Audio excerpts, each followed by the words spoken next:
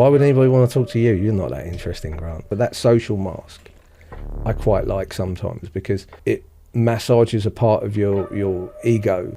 It kind of makes me feel more comfortable because people are suddenly like, wow, Grant's quite interesting to talk to. I developed tinnitus. It's like having a whistling kettle 24/7. I sat in a depressive cycle for a long time with it because I felt nobody else has got this. It gave me a recognition of my mortality. I can sit here and I can feel really sorry for myself, but that's not you. Go out and try and figure it out. What can you do to make things better?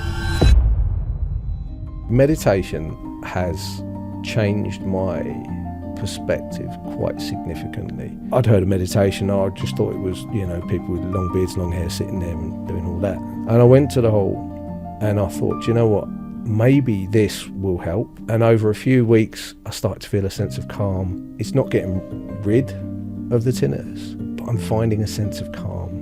But I put that mask on because I feel that that's what people want to see. They can see if there's a mask on.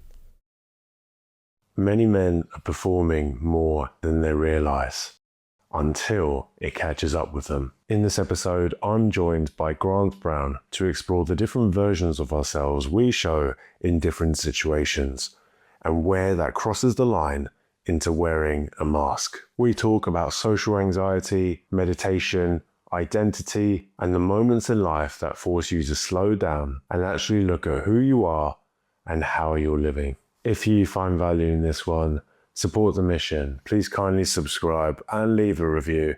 It helps the show grow, and that means that we can reach more men who are navigating that messy middle of growth and support them in becoming more self-led. Thank you so much. I'm Harrison, and this is the Growth Voyage Podcast. Enjoy.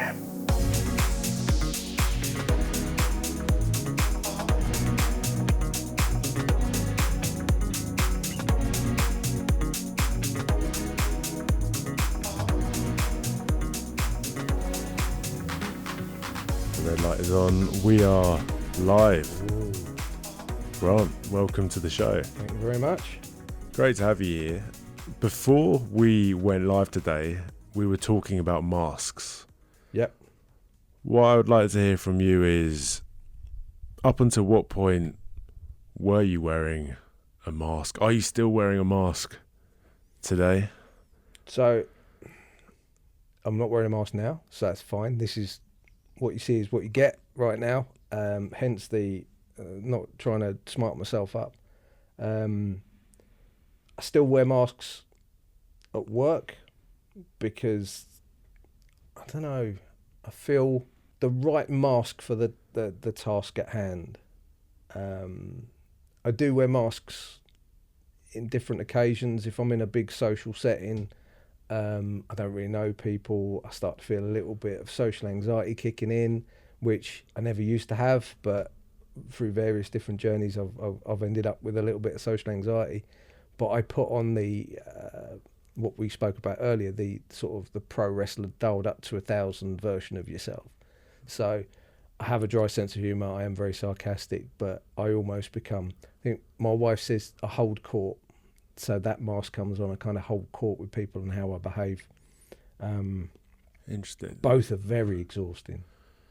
So, just so I understood that correctly, so let's say the social anxiety kicks in, Yep. and then it's, okay, let's use sarcasm, humour, whatever it may be, and that acts as a bit of a social lubricant, would you say? Yeah. It means that, I mean, my wife isn't a very outgoing person, so if we're in a social situation, she kind of hangs back, talks to the people she already knows. I kind of go full on and sort of steamroll in and just chat to anybody, and that's me just feeling more comfortable. Once I start getting that flow, as you say, that sort of social lubricant, as it were, once I get into that flow of that character, I'm happy as Larry. And there is an element of that mask that I like, my work mask, not so much, but I'm sure we'll come to that. But that social mask, I quite like sometimes, because it massages a part of your ego, which I know we all sort of say, well, I don't like having this ego. Ego's a bad thing. What's it? The Ryan Holiday, the ego is the enemy. It's, well, yes and no. But it kind of makes me feel more comfortable, because people are suddenly like, wow, Grant's quite interesting to talk to. So it's like when we were saying earlier, when you said about coming onto this and you invited me onto here, the first thing my brain was, yeah, but you're not that interesting. Why would anybody want to talk to you? You're not that interesting, Grant. It's a weird one, that one. So it's almost as if when these beliefs about yourself come up, or even if they're subconscious, Yeah. that mask is a way of saying, okay, right, if I just put this on, then they won't know the real me, who's uninteresting, who's in your perception of it. Okay. But I know I'm not. That's the weird thing. I know I'm not uninteresting. But I put that mask on because I feel that that's what people want to see. They don't want to see the raw version of me. They want to see the character that maybe they've seen of Grant before, when he's been out and about, and that sort of lively. And do you see that? Is there an element of truth there, do you think? And if so, why is that important to you? So I think a lot of it stems from, years and years ago when I was young, that I found comfort in playing characters. So my childhood wasn't the best, wasn't the greatest, and I found solace in movies and TV and stuff. So my kind of get away from it. And all these people were playing characters, and these were great characters. I thought, well, I can play a character like that. I can walk through life in this kind of version of a hybrid of all of the things that I enjoy from these TVs and these films, and that's what people want. So it's a little comfort zone as well. It's a bit odd, but it's a little comfort zone. Yeah, I can see that, and that might explain why you're into pro wrestling as well, because of the characters. I love the theatre that goes with pro wrestling. Although when I listen to that, because I've had this conversation with myself too, about these different roles that we play, and archetypes, if you will. And sometimes I think I've struggled with this myself, where I thought, right, I've got to be this one person in my mind, and this is how I'm just going to be fully authentic with whoever crosses my path. Whereas actually what I found is actually I've got different archetypes I can tap into more than others. So sometimes I'm going to be the warrior, when I'm on my mission, perhaps even on this podcast to a degree, when I'm competing in Jiu-Jitsu, for example. Whereas with my girlfriend, I'm not going to be in warrior mode all the time. No, I don't think she would appreciate that. She'd see through it very quickly. My wife sees through it when I'm playing up, and she knows straight away. No. So I might tap into a bit of a lover today, or wherever it may be. And so in your case, you say it's a mask. Is it also an archetype, or could it be an archetype as well, or what's the difference in? Oh, we're going a bit Carl Jung here, aren't we? Cool, there, right, okay. I think sometimes there are masks, and sometimes there are elements, as you say, that you can pick upon, archetypes, if you will, that work for different social situations. For work, I definitely wear a mask. 100% wear a mask, because sometimes I can almost hear myself when I'm talking, and it's like, really? It's not how you behave normally. But definitely with the archetypes, I think you're right. There is not necessarily me wearing a mask, more of a different people for different situations. Well, not different people. If I say different people, that makes me sound like I've got multiple different personalities, which isn't true. It's taking elements of you and just picking those bits, as you say, for each different scenario. So how I behave in front of my brother and my mum and stuff is not how I behave in front of my mates if we're going on a night out. So is the tension for you then, because that all makes a lot of sense to me. I'm glad it does, because it don't make it me. But no, it's fine. Sorry. Yeah. Is the tension for you that at these social events, you want to be the Grant who you're with your friends in front of the people you meet? Is that a fair reflection, would you say? Or do you think that mask or part of you that you wear is necessary to kind of get through the first layer, then go into layer 4 or 5 of Grant? Yeah, I mean, we were talking earlier. I mean, I'm a big observer of people. I always have been. I mean, a good example of that is when I go to. Is that too far off? When I go to the, I don't go to the gym anymore, because when I used to go to the gym, I found that I was on the running machine, and I was just watching and grouping different personalities of people and how they all interacted with each other, and realised I've wasted an hour of fitness, but I haven't wasted an hour of my time, because I've been looking at all those different personalities. But when I get to meet people, there is a slightly more expanded version of myself, because that's a comfort zone of my nerves, and how I am inside. But after a while talking to people, they start to see the proper version of me. To do the Oliver Cromwell, the warts and all version of me, because I don't want them to see a different version of me. I want them to see an authentic version of me. But at the start, I have my guard up, so you get that pro wrestler type version of me that is the expanded version. And after a while, you get to see who I really am. But it's certain people. Over the years, I've become very picky with which people I meet and how they perceive me.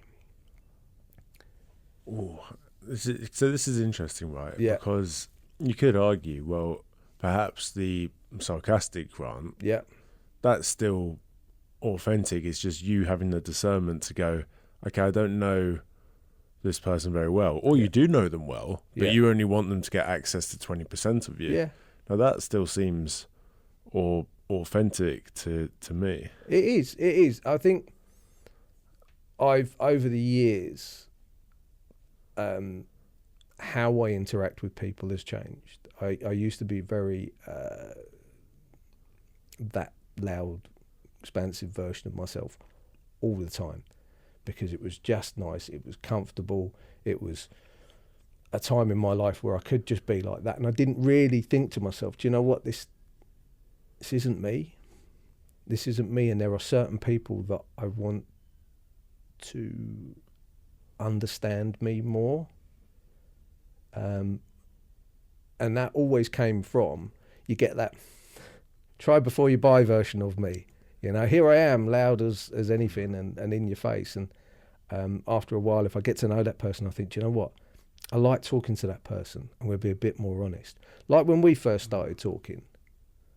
So when I first was getting on the mats, I was very sort of quiet, and if people spoke to me, I kind of started to hold court a little bit. But then talking to someone like yourself, I realised, you know what, there's a lot of similarities in what we think about and how we talk. So those layers start to come away a little bit more. So you get to see that different version of me, or the more authentic version of me.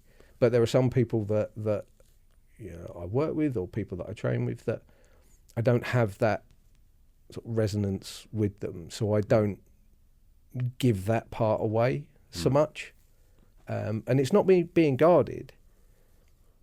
They're just not people that I interact with on that level. Well, it's just energy efficiency, isn't it? Oh, 100%, yeah. I mean, we can dish it out in spades to everybody if we want, but... Well, I like the form of self-accountability that you've alluded to there, because you've talked about how, hey, you wanted certain people to get more layers to you, and I think as we move away from kind of approval seeking to self-led living, a big element to that is thinking, actually, this is all down to me. The connections that I form, the relationships that I form, 100%. that's not down to everyone else. And I know in my journey, I had created this projection in my mind, this image of people. Yeah. I always thought, okay, these people are fake, they're not very nice. Yeah. And whether that was true or not, it's kind of irrelevant, because actually I had to sit with myself and think, have I actually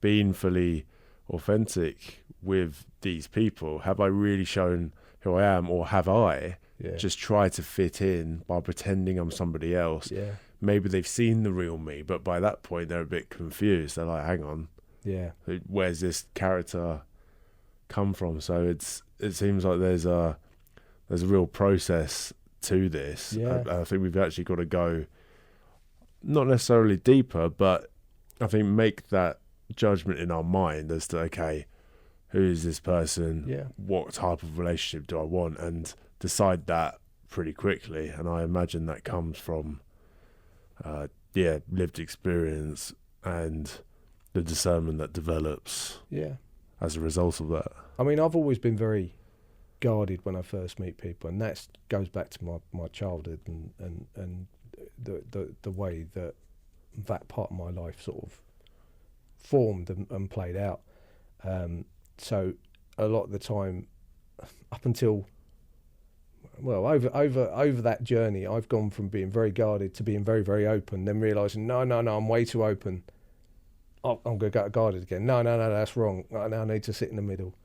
But when you say about like meeting people and you make that initial decision, it's a strange thing as you get older, because you notice these personalities and you meet these people and you do get a very quick, not judgmental view of them, but you get some sort of vibe from them, some sort of, I don't know, energy from them. And I'm not talking in a whole sort of let's sit and play the handpan kind of that sort of deeper meaning, but there's a certain energy that comes from certain people that you meet where you know they're the sort of people you want to talk to. They're not your people because it becomes very tribal, but they're those sort of people that you talk to. But tribal, everybody needs a tribe. Everybody needs a tribe.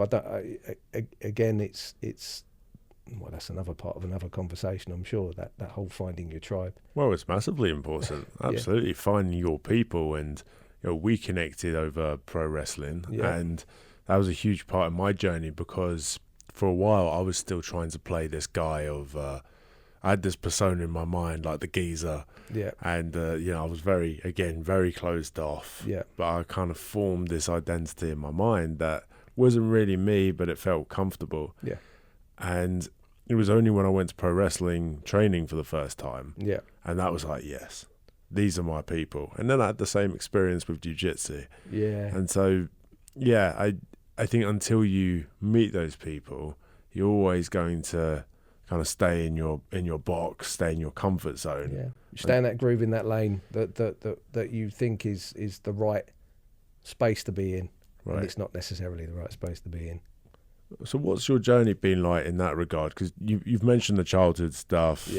Sounds like a rough childhood, and because of that, perhaps you maybe formed behaviours or defence mechanisms. I think, I mean, my mum did her best for us, absolutely. My brother, he's lovely, but he's my older brother, so I'll always say he's a pain in my ass, but it's what it is. But, we were... how we experienced things was slightly different. We didn't really have as much emotional interaction with our parents as maybe other people did. But again, me resigning myself to movies, I had this Hollywood version of how a family should be. But I did become very sort of closed off emotionally, because that's what I saw. That's what I grew up with. It wasn't all going up to people and hugging everybody and, shaking hands with everybody. How are you, mate? I was taught manners, always taught manners. My granddad, God rest his soul, was always shake hands, you stand up when a lady leaves the table. I know it's very sort of 1950s, but that's the way he taught me, and that's how I have been. But it has made me very sort of closed off emotionally, which is why I am so selective on who I talked to, and I never found a tribe until really jiu-jitsu. I mean, you know, we had mates, we all hung out, we all had a laugh and stuff like that. The 90s, mid to late 90s was a bit of a confusing mess, just clubbing, drinking, partying all the time. It was, I don't remember much about it. That sounds bad, but that was that part of my life. So I never really, at that age, thought to myself, am I behaving in a way that people sort of, that is an honest version of me? It's just, this is the party version of Grant, going out and just, you know, doing whatever.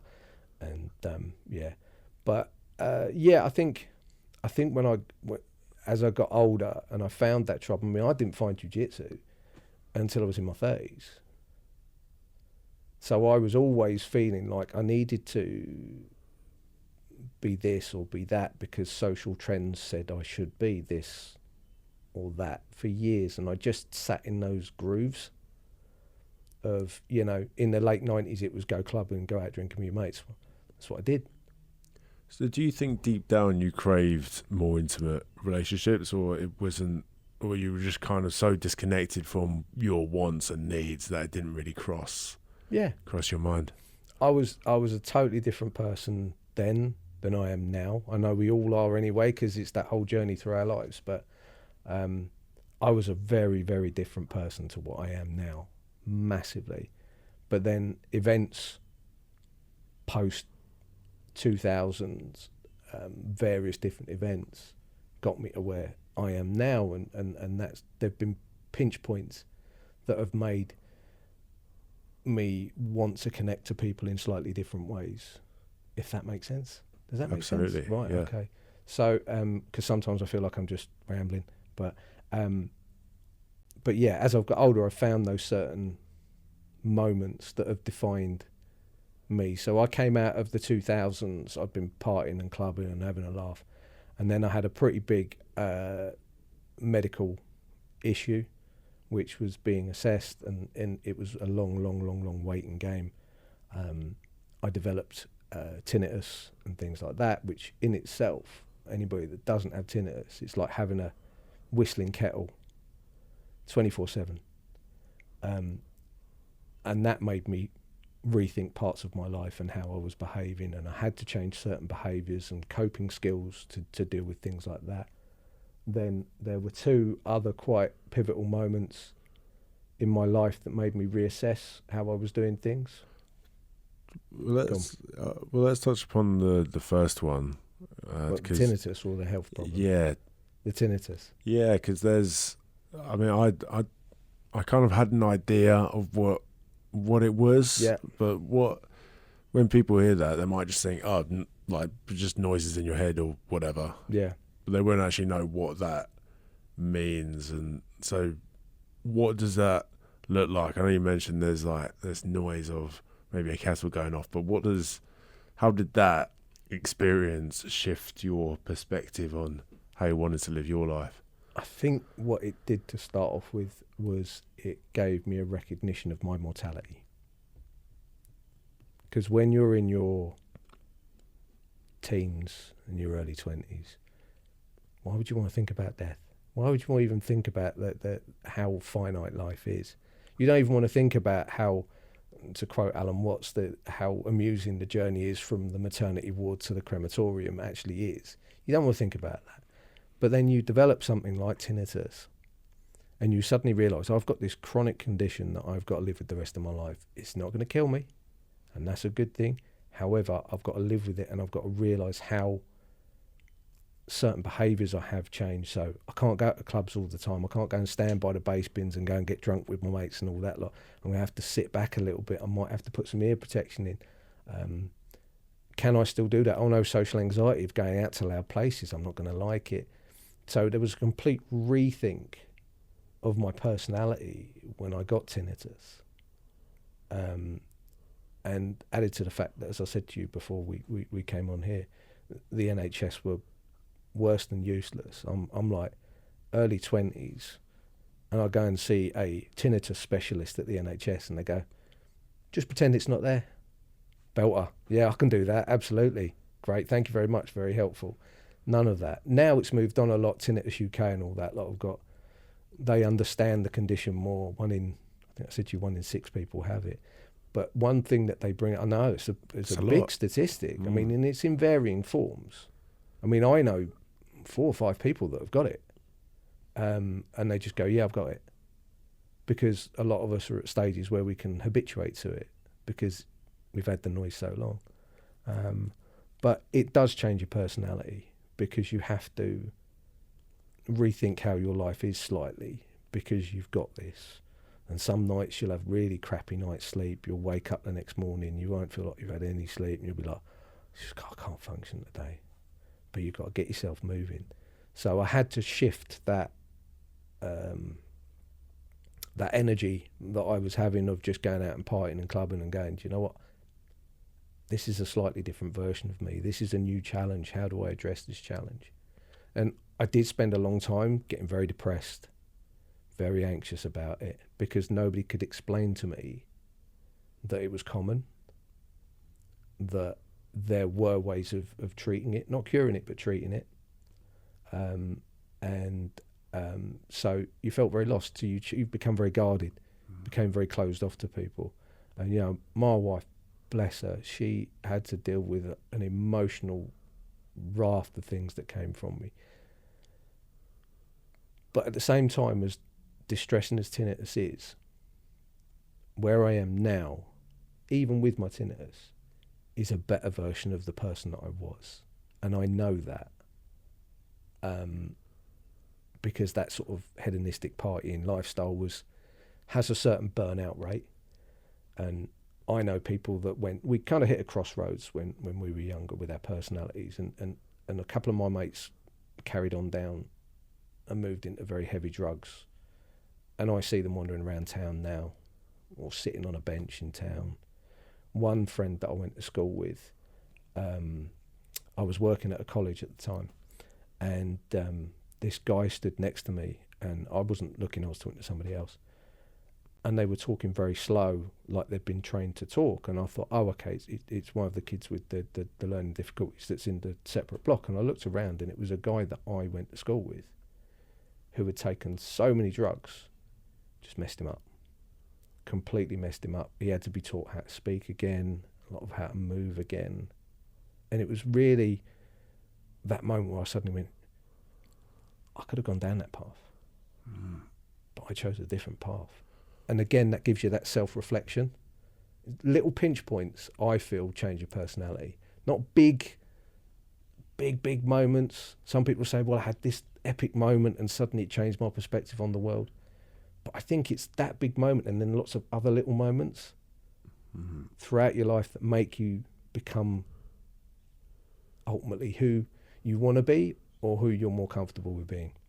Perhaps an accumulation of insights that stem as a result of an experience. I mean, it sounds to me like even just getting, it wasn't even a diagnosis at the time, or somewhat of a diagnosis, but you still didn't really know how to treat it, how to cure it. But it sounds to me like a bit of a blessing in the sense that actually it kind of woke you up a little bit. Oh, 100%. It's looking for those. So I'm a firm believer in taking these things and trying to find a positive spin on it. Because if I don't, you can spiral. Now, do I have good days and bad days with it? Yeah. And when I have bad days with my tinnitus, it's really bad. Like yesterday, really bad. But I knew what was causing it. So I used the tools that I have learnt over the years to deal with it. Yeah, well, these tools are a very important point because, again, and you can liken this to depression and perhaps your depression as well. Yeah. When you first had it, it's very overwhelming and there's a cloud and there's varying degrees to this. Yeah. But when you go through a challenging time, eventually you'll get to a point where you get out of it, and now if you have another slump or a setback in the mental health department, you can then go back and go, okay, right, I've been here before. I know what I'm doing. I know this is going to pass soon, and I've got these tools to help me. So would love to dig into what those tools are, but also your journey with depression. Yeah. And I imagine it's had a link to your diagnosis as well. Yeah. And yeah, I'd just love to hear about that. And now you've got the tools, but how did you go on to finding those tools and actually want to make a difference in your life? So I wouldn't use the word happy. I sat in a depressive cycle for a long time with it because I felt nobody else has got this. No one else in the world's got this. This is just me, because I've got no proof of anything to say that other people have got it. I've been told by the GP. I can't hear it, that kind of attitude, you know, and then you talk to your friends and their response is, oh, that must be devastating. And it's like, wow, that's great motivator, thanks mate, you know. Things not to say to people who are struggling. Yeah. You know, almost, if you don't want to put your arm around them, just virtually put your arm around them and just go, it's all right, mate, it's all right, we can get on with it.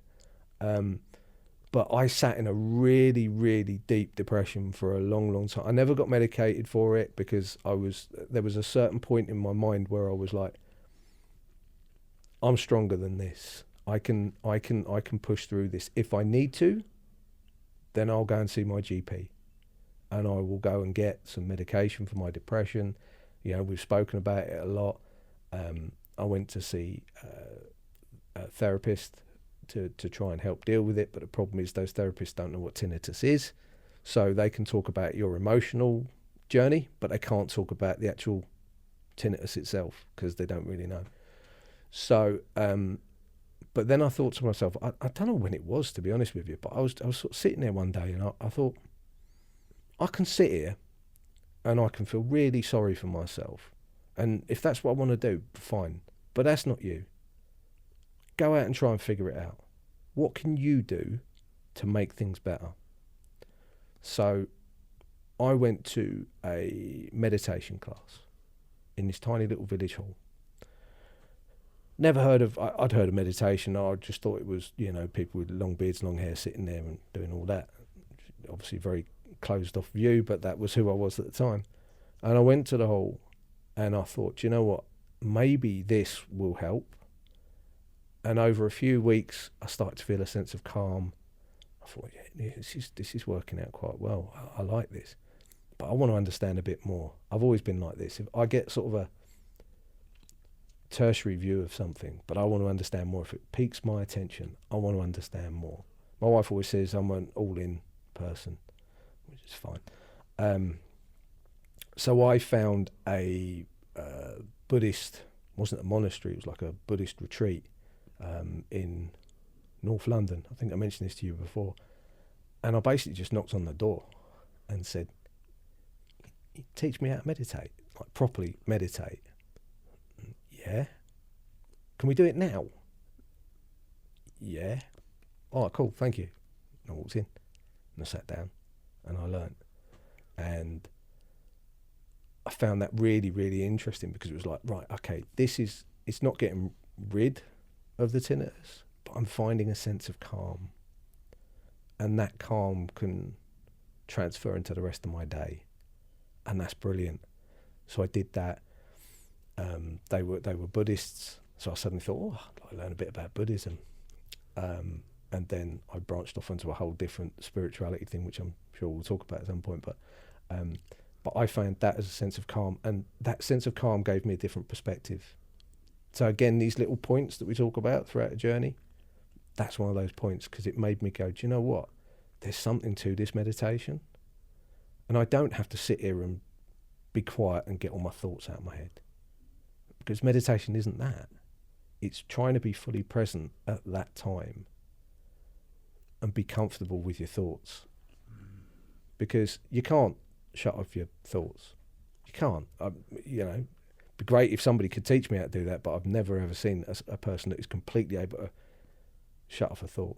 Like when you go to bed at night and you go, do you know what, I'm going to have a good night's sleep, and you lie down and your brain goes, you know that thing from 6 weeks ago that you don't really care about, now's a really good time to think about it, and you go, oh, I'm not going to sleep now. But with meditation, if that sort of thought appears, you just go, yeah, it's a thought. Fair enough, it's there. Just don't latch onto it, just let it flow by. I think there's something so beautiful about the simplicity of the practice as well, because I feel like we create this really strong resistance to what's going on in here, and there's a lot of tension, whereas actually it's not the thing itself a lot of the time, it's the resistance that we've created to the thing. And it sounds like that was a big perspective shift in your journey. Massively. Meditation has changed my perspective quite significantly. And when I talk to people and they say, have you changed how you do the different forms of meditation and things like that? I go, no. And they go, well, what about, do you go really deep into meditation? I go, well, my version of going deep into a meditation is maybe just slightly looking at a different perspective of how I'm meditating. So I always say to people, a really cool one to do, just to get yourself into that first stage of meditation, is not to sit there on a cushion with your hands in the mudras or whatever it is to work out this, that and the other, is to sit there quietly, and as you inhale, it's cold. As you exhale, it's warm. Focus on that. Just sit there for a minute and notice as you breathe in, it's cold. As you breathe out, it's warm. You start to then, all your thoughts are still going on, but you're focusing on an activity, and that activity is giving you a sense of calm. It's not about, breathe in for 5, hold for 3, exhale for 7 or whatever, because I can't do that, because my brain goes, what, did I just do 3? Did I do 7? And then I get really annoyed at myself. But those little activities, I could sit there for an hour just doing that. I don't need an altar, I don't need anything like that.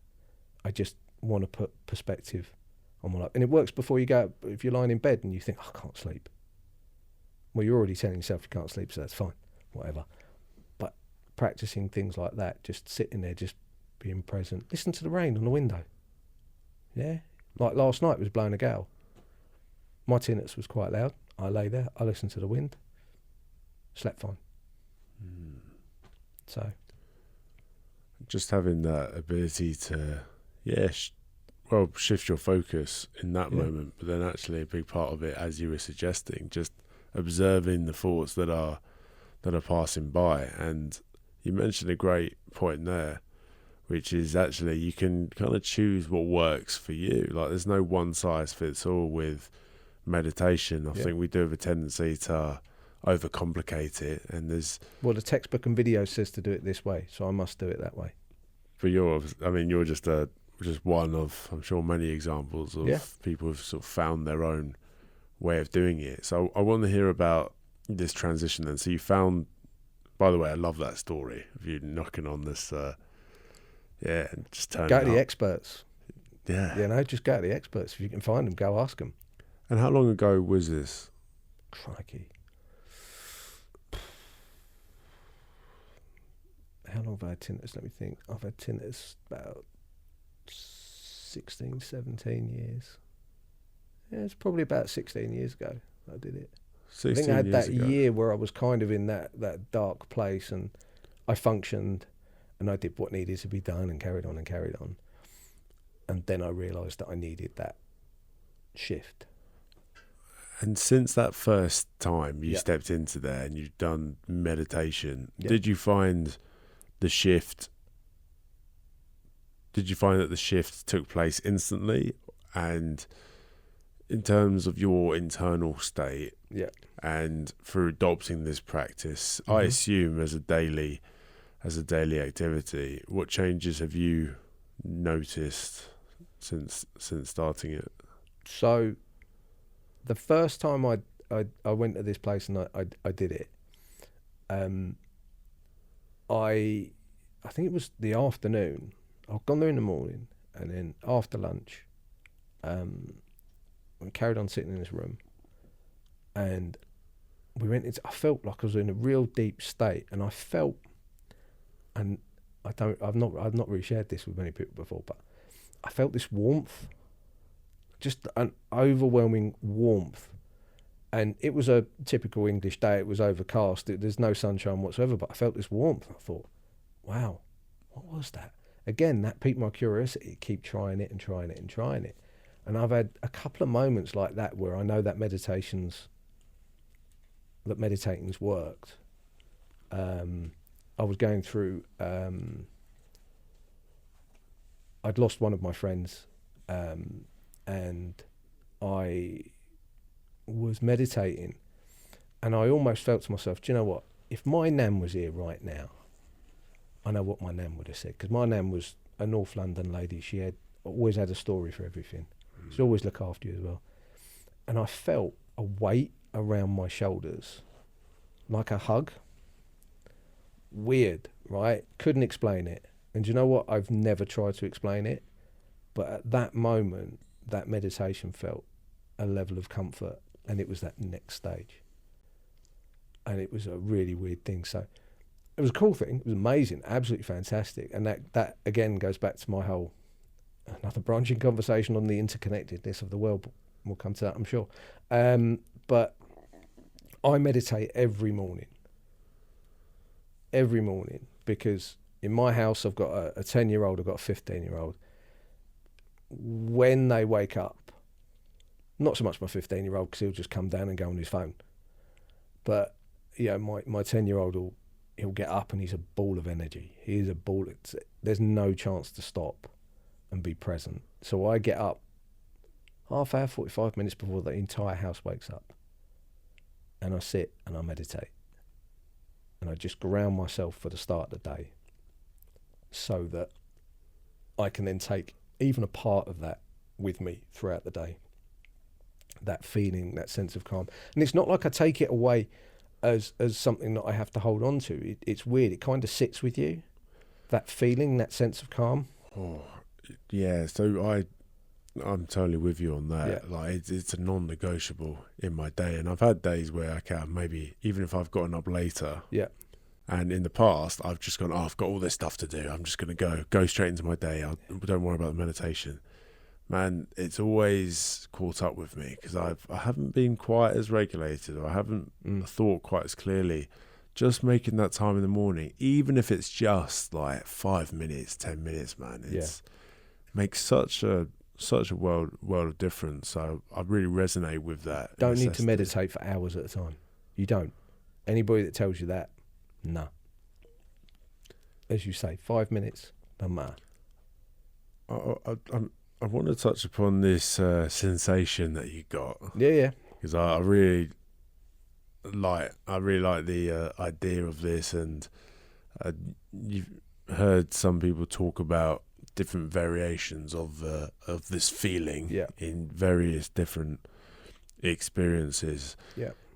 Did that open your mind to something greater than what we have here, or have you always been quite open-minded, quite curious regarding spirituality, something bigger than what we have here? Never was until I meditated.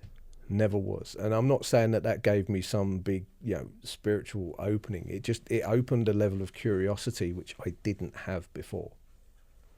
So, but then there's parts of my journey that made me get to that stage. So,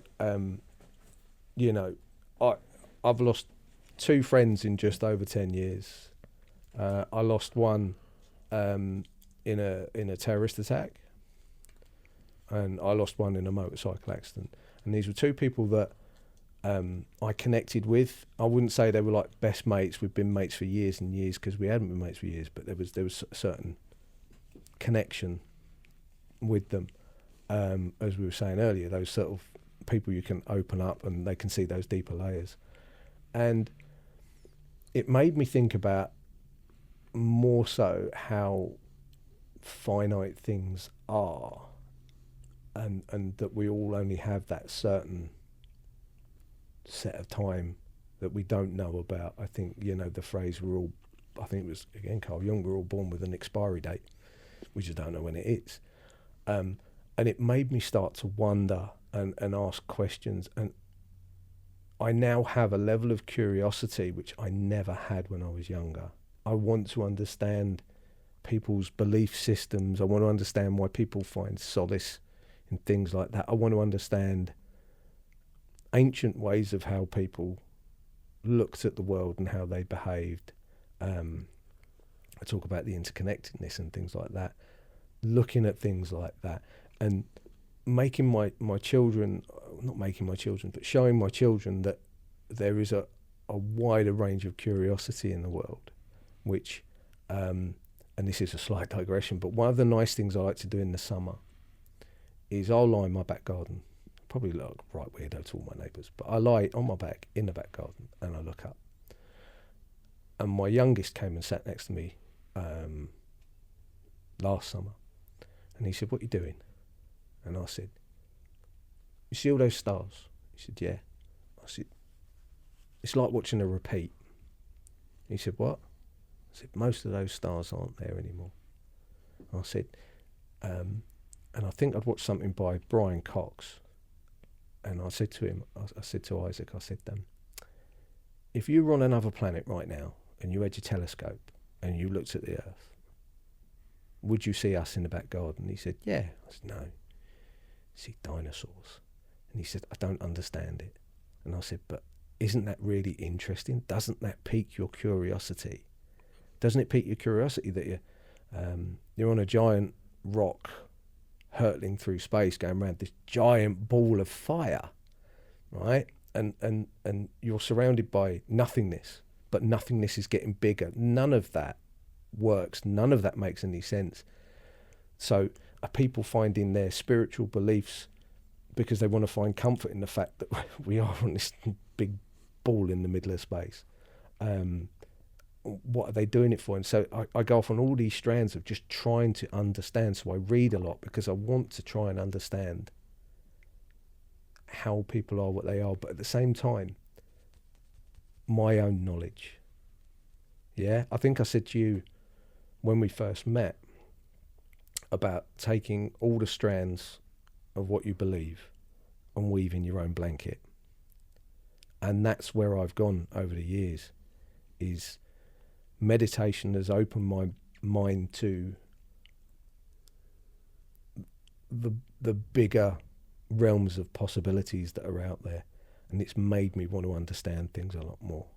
So a good example was I worked with a guy years ago when I was at the college, and he was a Sikh,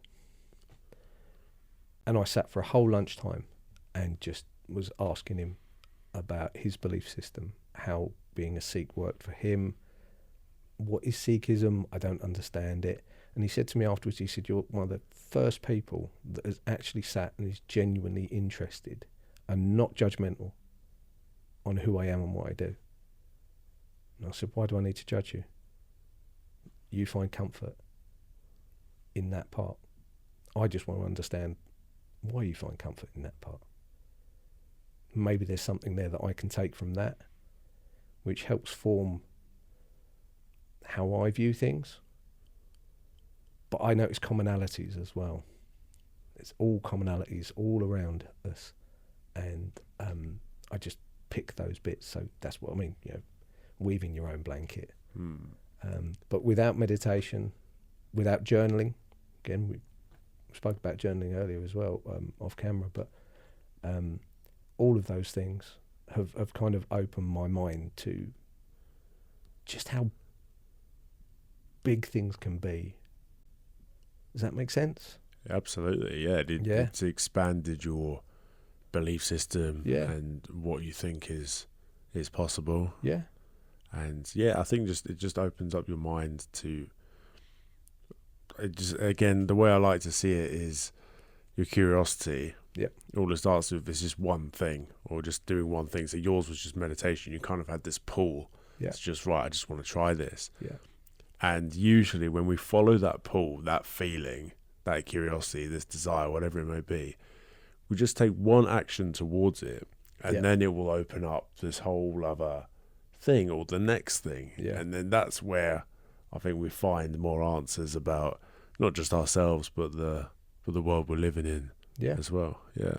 I mean, I'm never going to get to that finished article ever. I don't think any of us are. I don't want to. I don't want to. When people say, You know, I've spent all these years. You get some of these self-help guru people, and they say I'm the perfect version of myself. No, you're not. You're the perfect version of yourself now.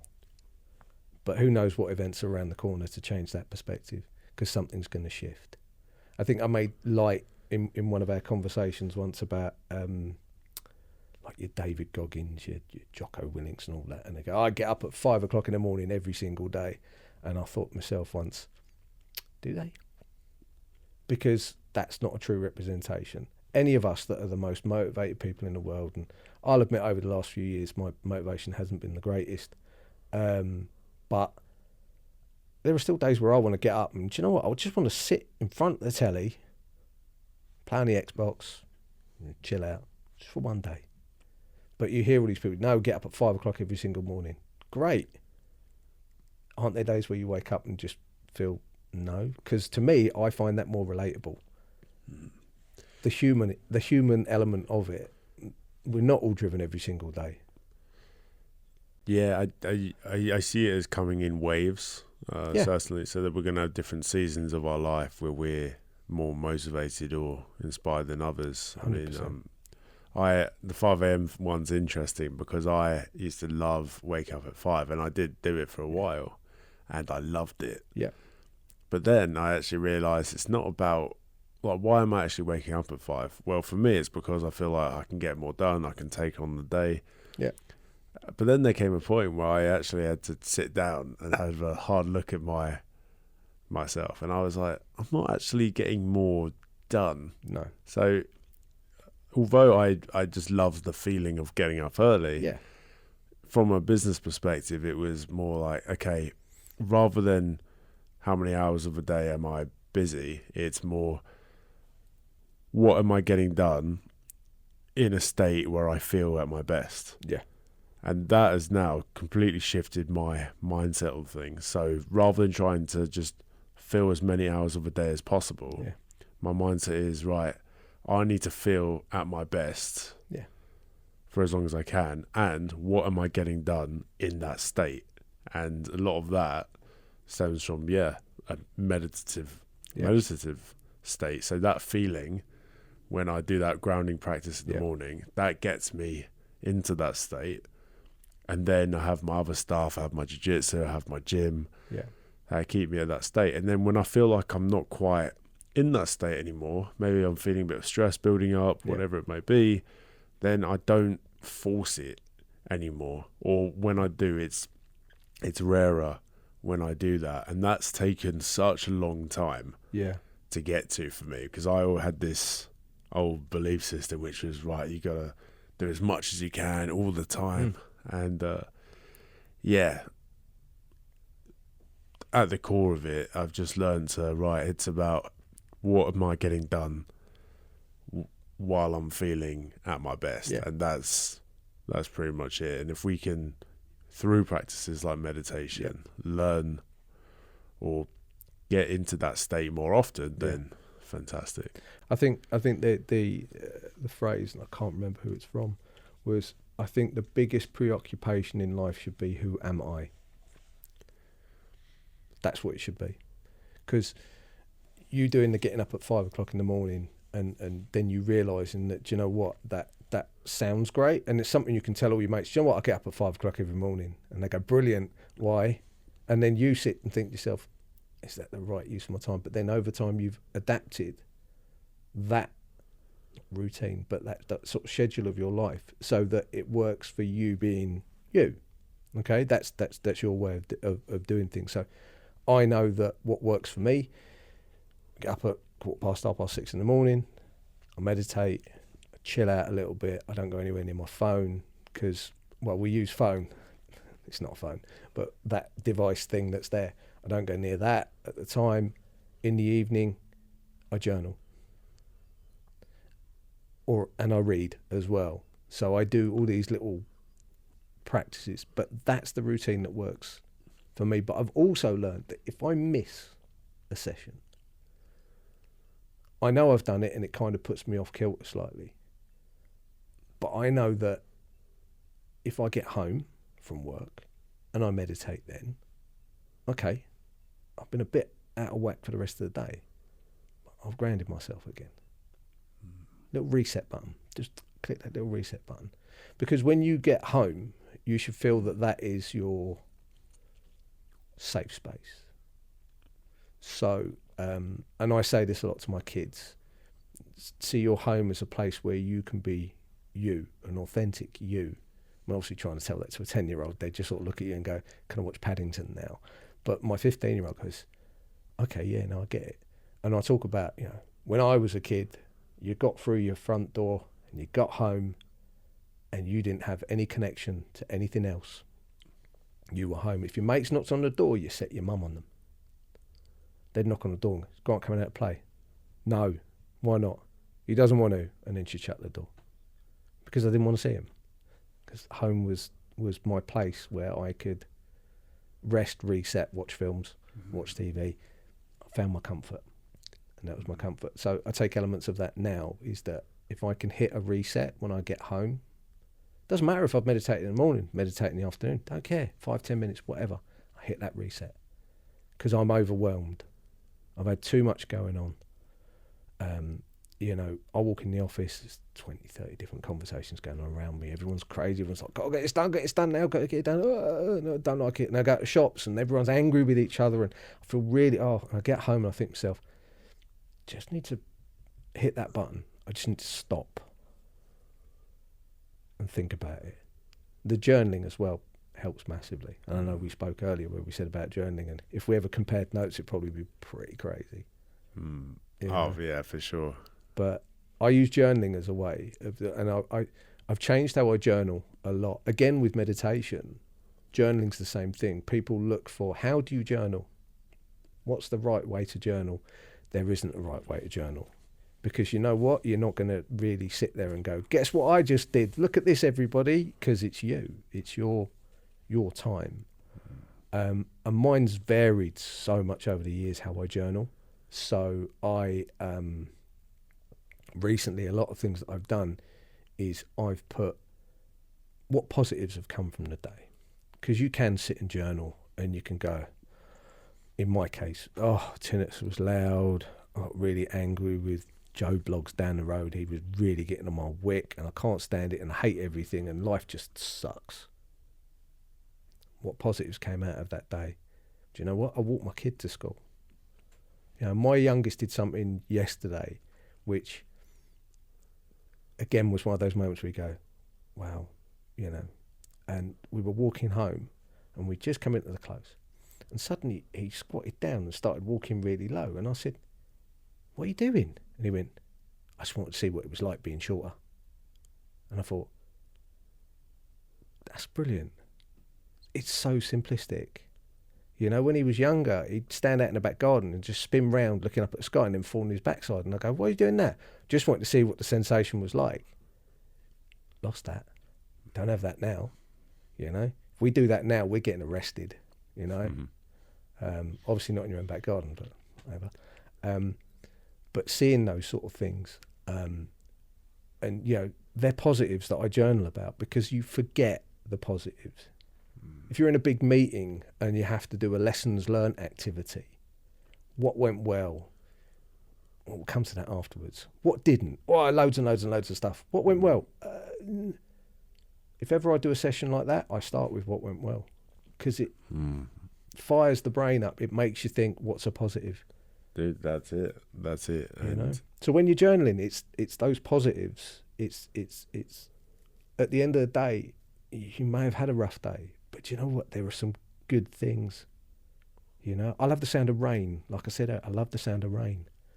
And if it's a rainy day and I've got my hood up and I'm out for a walk, hearing that rain is nice. Or going for a walk, appreciating the sounds of birds, even if you're in a built-up area. Just hearing the birds. It's those simple, really simple things, and it feels as though often I think what you've described is this kind of shift that takes place in the growth journey where it's not just about the pleasure seeking anymore, like the drinks, the drugs, nights out. It's the dopamine hits. It's just those small things that you can really appreciate. It might be like a cup of cup of tea in the morning. It might be like you've suggested, rain or whatever. Could be anything, nature, wherever it may be. And I imagine meditation has played a big role in that for you, in cultivating that hugely sense of joy. And I think it's just been wicked to hear about your journey, your way through this world, and where you perhaps came from, and how you've adapted and you've followed your curiosity, and that's really led you down a really cool path in a way. Massively, and it's lots of different paths. It's not just it's taken me down one path that then offshoots. Almost you've got one of those like spider diagrams. You've got you, and then you've got all these offshoots, because there's just lots of different things to learn about and understand.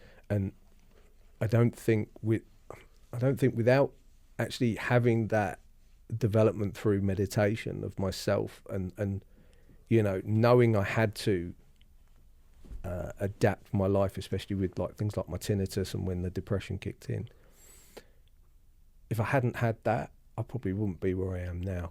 And I like where I am now. I have good days, I have bad days. We all have good days and bad days. But I love where I am now. I'm happy being back at Jiu-Jitsu. That is a massive thing for me to have come back to, because for 3 years I didn't do it.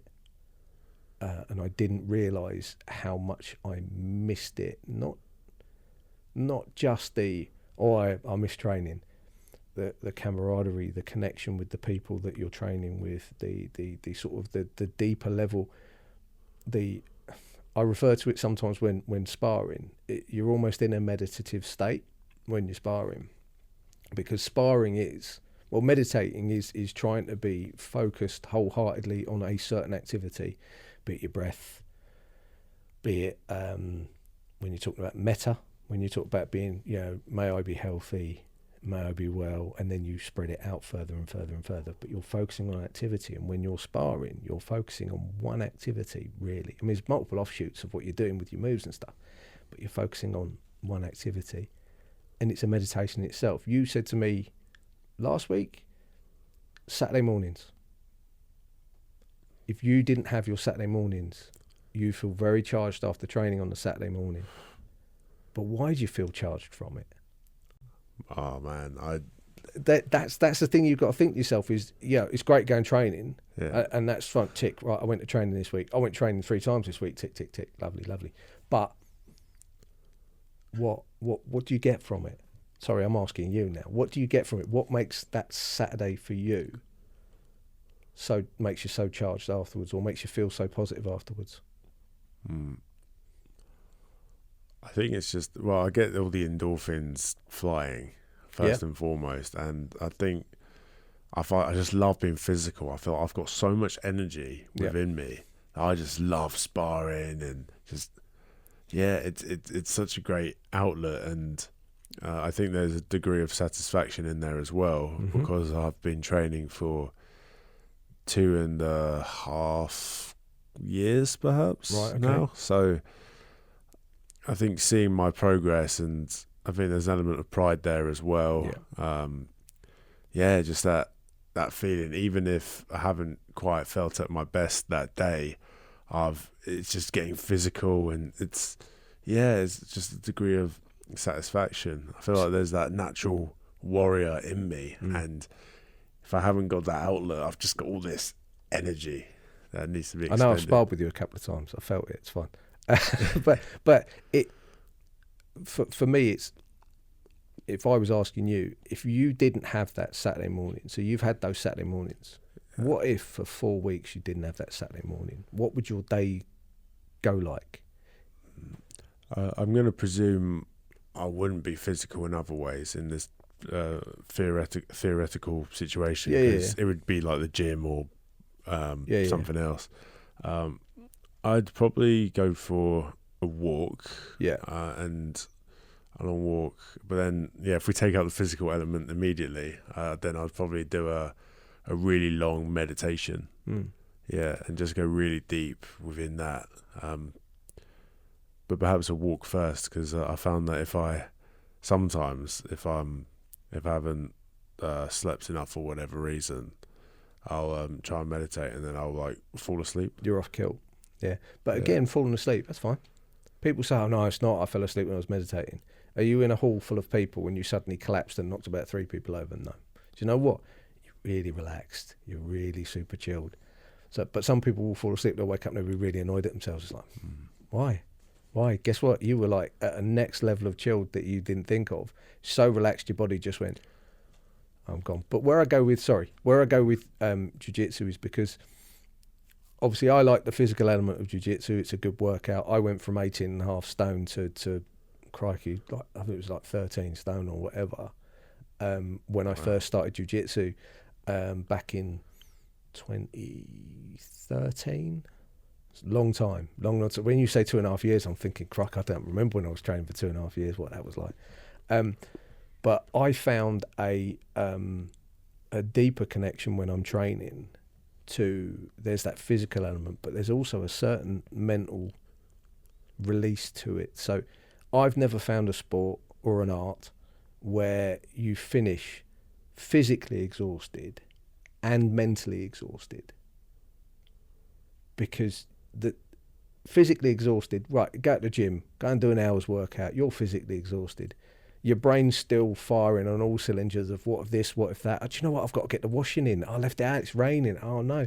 With Jiu-Jitsu, you're mentally exhausted as well because you've had to think, when you're sparring with someone, you're in that meditative state, but you're still having to sort of play out different scenarios as it's flowing.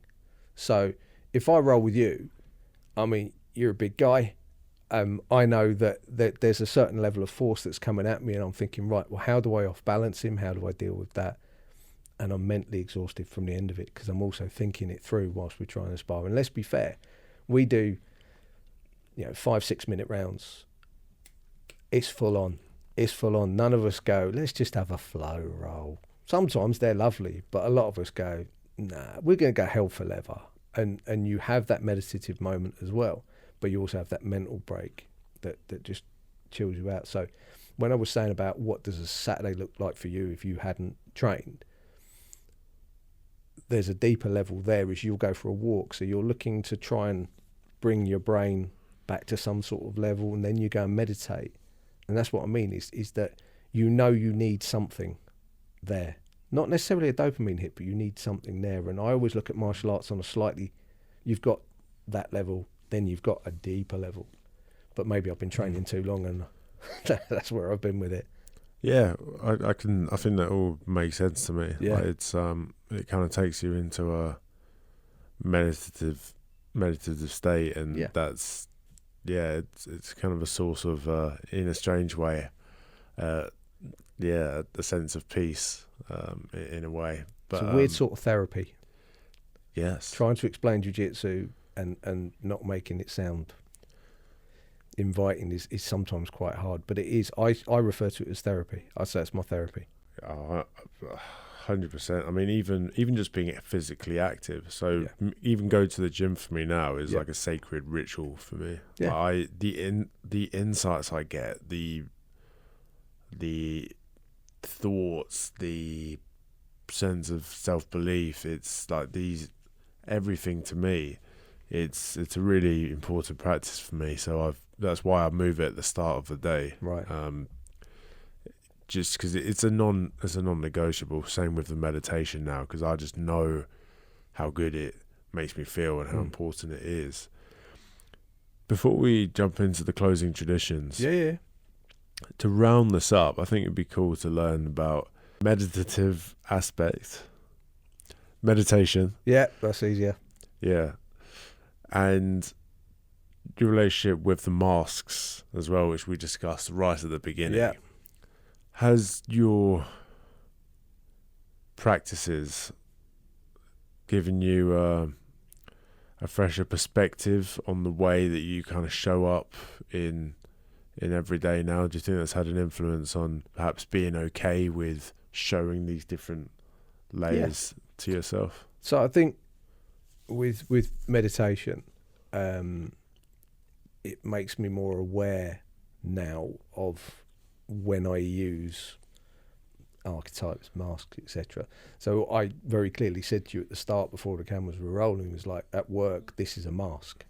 I didn't say, oh, it's something that it's a mask. I put on a mask. That is a character that I play for that role, specifically to get the job done. But I'm aware of it. Now, for years and years, I probably wasn't aware of it. I just slipped into that mode. And when I meet people now, I'm much more aware of how I am perceived to people. Not necessarily that I care so much how people perceive me, because then you become very self-conscious and it's, oh no, I'm terrible. But through meditation, I've noticed that, yes, I can use those certain types of archetypes or behavioural practices differently with different people, which I never did before. I just slipped into different things. But it's that awareness that comes from meditating and working on myself in various different forms, not necessarily just meditation, but working on myself has made me see the best use of my energy a lot when I'm around people. Does that? Yes, you can draw correlations between, okay, how you show up versus how you feel after, and you know, and I suppose you can still feel connected to yourself, even if you are wearing that mask. Again, perhaps it's a reframe to an archetype. Hey, it gets the job done, and there's a less kind of confusion. Perhaps, I can see that. I mean, a good one actually from a very slightly different perspective, I suppose, is that. So I've got a group of friends that I have known since my first day of secondary school. So bearing in mind, as I said to you, I'm 48 next month, and I've known these people since I was 11. And it's just a small group of people. One of them, 100% my best mate. We still hang out. We go to like the NFL. We went to the Wu-Tang Clan last week, because we're reliving an aspect of our youth. But those are people that have seen me through my journey. They know me as probably, like my wife does, the most authentic version of me. They can see if there's a mask on.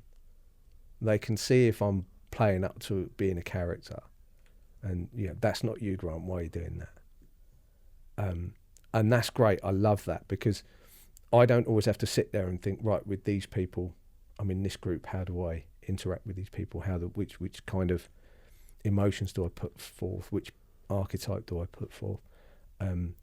Those people know me at the rawest level.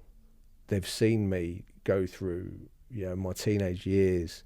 They've seen me go through my 20s, my 30s, into my 40s. We've all gone on that journey together. Really interesting that I still have that connection with people, and my best mate is still somebody I've known since I was 11 years old. But that really is probably the most honest when I'm with my wife, or when I'm with those people, especially my mate Dan. That's the most open you've got of me. Strange. Don't have to think. And really, you don't really need too many of those people in your life. You just need maybe 2 or 3, and that's all you really need. Don't need loads of friends, because why? Well, even the definition of friends is you can have like different people for different areas of your life. People come and go. Bill Hicks said it's just the ride. It's got its high points and its low points. People get on and people get off, which is where you meet people. But at the end of the day, it's just a ride. Now, I learned that in 1996, and that stuck with me. That's crazy that still sticks with me. But it is just a ride. And those sort of people, I meet people, I know there's people that I class them as friends. I class you as a friend. I class, my mate Marcel, who I used to train with, is still classed as a friend, because, and we don't talk every single day. And sometimes we'll go months and we're not talking. But you know what? When we meet, we chat. It's great. Yeah. They're the sort of people. You don't have to have those ones where you've constantly got to check in with people. Don't need it. Yeah. I don't. It's a lot of energy to constantly feel like you've got to check in on people. And then putting those characters on to play out to those people all the time. Yeah, it all comes down to us at the end of the day. Just you be you. Yeah. I'm trying to be me, and whatever version of me it is, I'm going to be me. I always say it, I'm always going to be a work in process. I'm always going to be a work in progress. That's it. 1% better every day in whatever aspect it is of my life. I'm happy. Brilliant. What we'll do, we'll go into the closing traditions of the podcast. The first two are routine. They're asked every week. And then the third one is asked by a member of the Growth Voyage community. Yeah. First one, nice and simple. It's a song recommendation. A song recommendation. Wow. So one of my favourite songs, and it's not necessarily a song, but it's got music around it, is Overthinker by Enzo, which is a statement made by Alan Watts with a lot of music in the background, and it's really good, and it really works. I mean, I could turn around and say favourite song. I'm going to turn around and say, I don't know, Knucklehead by Raekwon the Chef, but that's a little bit too heavy. But if I'm talking in a sense of something that made me go, wow, Overthinker by Enzo, I-N-Z-O, because it starts with Alan Watts saying a person who thinks all the time, all he has is thoughts, and he loses touch with reality. And it was the start of that where I went, oh, great. And it's a decent tune as well. So there you go. That or the Wu-Tang, whatever your listeners want to pick up, that's fine by me. Wicked. Yeah. Yeah, we'll put it in the description as always. People can check it out. Second one is a book recommendation. Book recommendation. So my favourite book of all time, I suppose you could call it a book, is Meditations by Marcus Aurelius. That hit me when I was about 18. And it made me think, here's this guy who is ruling all of Rome, and he's having to deal with plagues, he's having to deal with the emergence of Christianity and everything. And do you know what? He's writing down his thoughts, and his thoughts are the same as ours. How? Hundreds and hundreds of years later, we're all thinking the same thing. Yeah. And that was a real eye-opener. So Meditations by Marcus Aurelius, Letters from a Stoic by Seneca, that's always a good one. Which has probably my favourite quote that I use with my kids, especially with my 15-year-old, which is, we suffer more in imagination than in reality.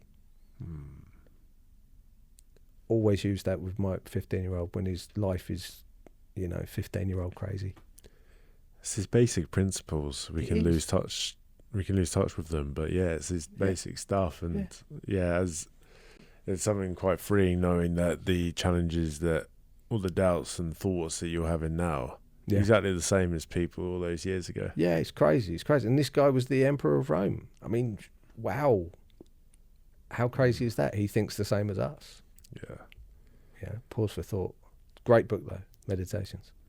I've been meaning to check it out, so I'm going to move it to the front of my list now. Yeah.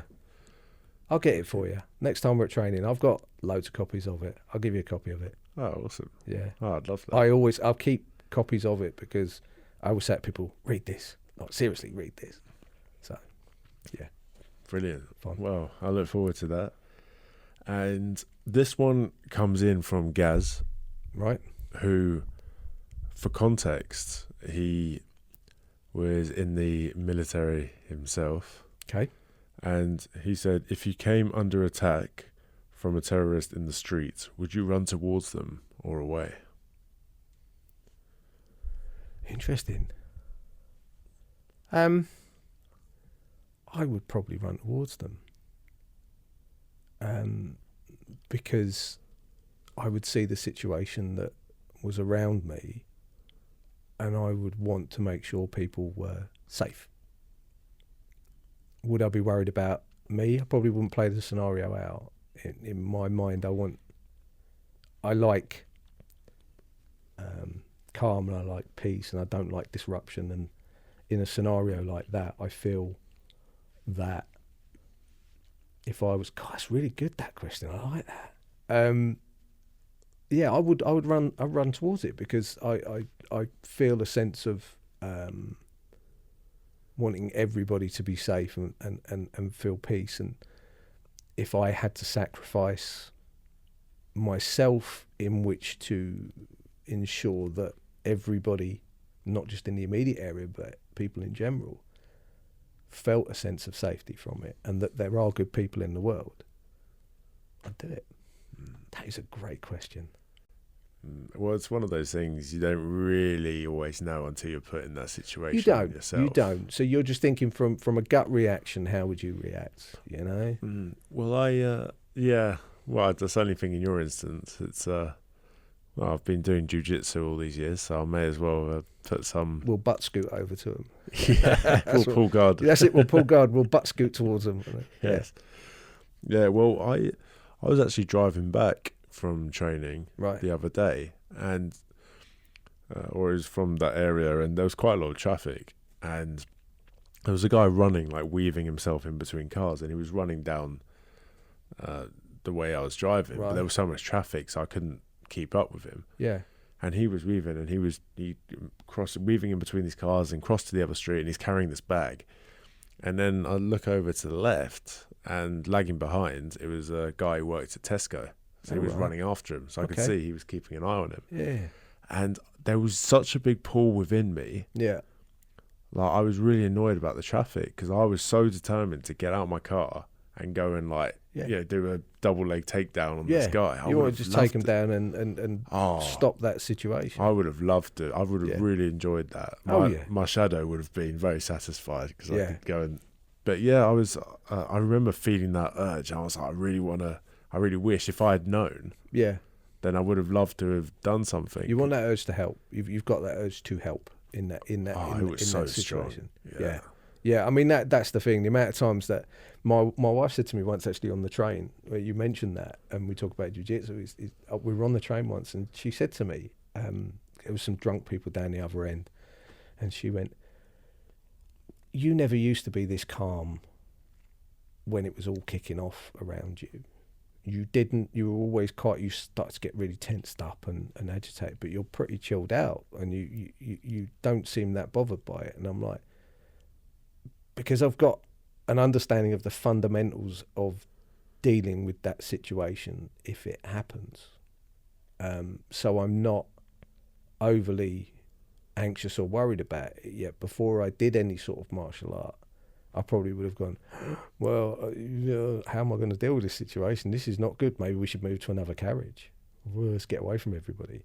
Whereas I just wanted to help. I saw people struggling with these drunk people around them. And my wife was like, "You're really calm about it." I went over to a couple of them and said, "This lot don't want to hear your stuff, guys. Just go and hang out." And luckily, they just sort of turned around and went, "Oh, I'm really sorry." They were that hammered. They went, "I'm really sorry." But it could have gone either way. But I wasn't worried. I felt like I could go over and just say, they don't want to see that. Well, that probably manifested into your reality, because if you did go there with a hint of doubt and worry, then they probably would have sensed that. Yeah, they can pick it up. Yeah, 100%. Absolutely. 100%. Yeah, so, it's just trying to put perspective to them as well. I know you're drunk, guys, and I know you're having fun, but do you know what? That person doesn't want you that close to their face. They just don't want that. Appreciate it and just go, "Oh, I'm really sorry." Walk away. That's a real... I really like that. Yeah. A sense of leadership from yourself there. I think that's awesome. Yeah. People just don't need that sometimes, I get being drunk. I remember being drunk and having great times, and I've been drunk and had great times and stuff, but I've also had an awareness that the other people, maybe on the train, on the bus, whatever, they're not up for enjoying the whatever craziness is going on from us lot drinking. So, you know what, let's just dial it down a little bit. Until we're off of these things, and then just carry on enjoying ourselves. Yeah. Be aware. Yes, awareness is it, and I think that's pretty much been the theme of this whole episode, really. Yeah. Just awareness. Oh, 100%. Yeah. How to cultivate it, awareness of the roles that we're playing. Yeah. The masks that we're putting on. Grant, I find you to be certainly an inspiration, coming from where you have done gone through your battles, your challenges, and yet you've still found a way to go, you know what, I'm going to do something about this. I'm going to continue going. You've kept having a curious mind. You followed your curiosity, kept on asking more questions. And yeah, I think it's just really awesome to see, brother. And the fucking weight loss as well. Yeah. You touched upon that. I mean, I jokingly put up a picture a while back, and I'll probably repost it every so often, which is a picture of Peter Griffin and a picture of me, because I was very overweight and little round glasses and stuff, ginger hair. Obviously, not so much left anymore, hence why I'm keeping this on. But yeah, I lost a massive amount of weight, huge amounts. And when I lost it, I didn't notice it. And my wife didn't notice it because she saw me every single day. What was really nice was I was working at the college and the students noticed it. And teenage boys, they love to point these things out. And I sort of went, yeah, all right, whatever, yeah, fine. And my suit was hanging off there. I'd gone from a 40-inch waist to a 32. I'd gone from a 44 chest down to a 40. How did you not notice that? Did you set an intention to get in better shape, or did you just decide to be more active? So what I had was, I was in a high stress job, and I started to get gallstones, really bad gallstone pains, which is horrible. You know, not recommended to anybody. Not recommended. And it is horrible, so painful. And I went to the A&E, and this GP came in to see me, and he said, gallstones. I said, right. I said, well, what can I do about it? And he said, well, you've got two choices. He said, one, you can carry on eating and drinking and doing whatever it is you do with your lifestyle, and I'll see you in about a fortnight. And then you can carry on again, and I'll see you every sort of 2 to 4 weeks when you're having this indescribable pain, and we'll dose you up with drugs and you'll go on your merry way. Or you could start eating a little bit healthier, and I won't see you again. And I thought, excruciating pain, eat healthy. Okay, right. I don't like the pain. I'm going to eat healthy. I didn't look at any research on diet plans or anything like that, because sometimes you can go down that rabbit hole and it says pay £50 and I'll teach you how to do this thing in 2 weeks, and no. And I thought to myself, right, if I'm going to go out and eat, I'm going to eat plain chicken breast, and instead of having chips, I'll have a jacket potato, and I'll have more veg than I normally do. I won't have mushrooms because mushrooms are wrong, but I'll have that sort of stuff, and I'll just eat a little bit better. And instead of my week, and I can always quote my week of the food that I ate when I was overweight at lunchtime. Don't do that. Maybe just go and get a wrap or something like that. Just ease off of stuff. And I didn't think about it, but then the weight started to drop off. Then I thought to myself, I've got to keep fit because I'm starting to feel better. I hadn't noticed the weight was coming off, but I thought, do you know what? I've got to start getting a little bit fitter. Physically, I need to get a bit fitter maybe. And I was at a gym, and there was a little card that said Brazilian Jiu-Jitsu. Call Danny on this number, and it was a mobile number. And I turned to the guy who ran the gym, and I went, what's Brazilian Jiu-Jitsu? And he went, oh, it's cool. You'll like it. And I went, okay. Knew nothing about it. Never watched the UFC. None of that. Phoned him up, had a class, got wrapped up like a pretzel. Everything hurt for about a fortnight afterwards. And I thought, do you know what? This is better than being in the gym. And that's what I did. And then that contributed to more of the weight loss. And then all of a sudden, we're talking weight classes for competitions. And I'm suddenly sitting at between lightweight and middleweight. And I'm like, wow, cool. I must have lost a load of weight. And I wasn't trying that hard, but I didn't follow a system. I just lost the weight. Man, this is it. Just don't overcomplicate it. Just do the basics. Just do the basics right. Yep. And find something you enjoy that's conducive to your health. That simple, really. Yeah. Find your why. That's it. That's it, brother. There we go. This has been awesome, brother. No, thank you very much, mate. I really enjoyed that. I didn't know what to expect, so I've really enjoyed it. Just love chatting. Could do an 8-hour podcast at some point. Oh, for sure. With the random paths that you and me can walk down, it's fine. Yeah, definitely so, man. Where can people find you if they want to connect with you? So my Instagram is so unoriginal, which is Grantos1978. So unoriginal.